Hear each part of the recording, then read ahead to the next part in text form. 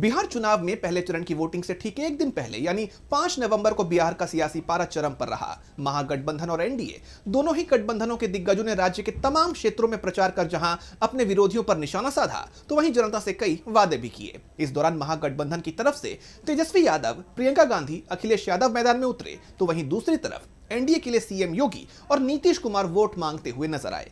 तो क्या रहा चुनाव प्रचार का हाल, जानेंगे इस रिपोर्ट में। बिहार चुनाव में दूसरे चरण के लिए अब 122 सीटों पर प्रचार अभियान तेज हो गया है। सभी प्रमुख दलों के शीर्ष नेताओं ने 5 नवंबर को ताबड़तोड़ रैलियां की और अपने विरोधियों पर तीखे हमले किए।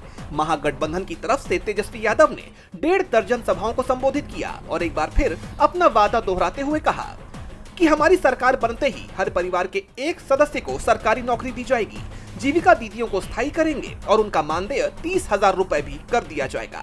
वहीं समाजवादी पार्टी के प्रमुख अखिलेश यादव ने नवादा में सीएम नीतीश कुमार और बीजेपी पर हमला बोलते हुए कहा कि भाजपा ने नीतीश कुमार को किनारे कर दिया है और अब वो सीएम नहीं बनेंगे।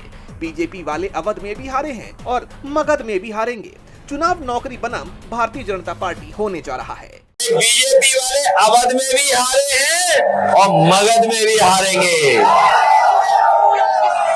ये चुनाव नौकरी बनाम भारतीय जनता पार्टी होने जा रहा है। वहीं कांग्रेस महासचिव प्रियंका गांधी ने बेतिया के चनपटिया में सभा को संबोधित करते हुए कहा कि आज अंग्रेजों का नहीं, मोदी का साम्राज्य है जिसमें सब कुछ महंगा हो गया है। तो आपको मालूम होगा कि आज की क्या परिस्थिति है हमारे देश की।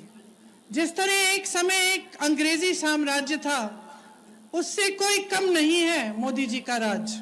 उन्होंने किसानों की कर्ज माफी न होने और अंबानी अडानी का कर्ज माफ होने पर भी सरकार को घेरा। उधर एनडीए भी चुनावी मैदान में नजर आया। एनडीए की तरफ से यूपी के सीएम योगी आदित्यनाथ ने गया जी के वजीरगंज में लालू परिवार पर निशाना साधा। उन्होंने जंगल राज की वापसी की चेतावनी दी और 7 बुलडोजर दिखाते हुए कहा कि यही बिहार में भी चलने वाले हैं। तो वहीं सीएम नीतीश कुमार ने किशनगंज के ठाकुरगंज में अपनी सरकार के विकास कार्यों पर जोर दिया और लालू राबड़ी राज पर निशाना साधा। उन्होंने कहा कि पहले तो फालतू सरकार थी, लेकिन अब बच्चे, लड़के, लड़कियां सब लोग आराम से घूमते हैं। पहले चरण के मतदान से एक दिन पहले दोनों गठबंधनों की तरफ से धुआंधार चुनाव प्रचार से राज्य का सियासी पारा चरम पर पहुंच गया है। अब इस प्रचार का किस गठबंधन को कितना फायदा मिलता है, ये तो देखना होगा। डीबी लाइव की रिपोर्ट।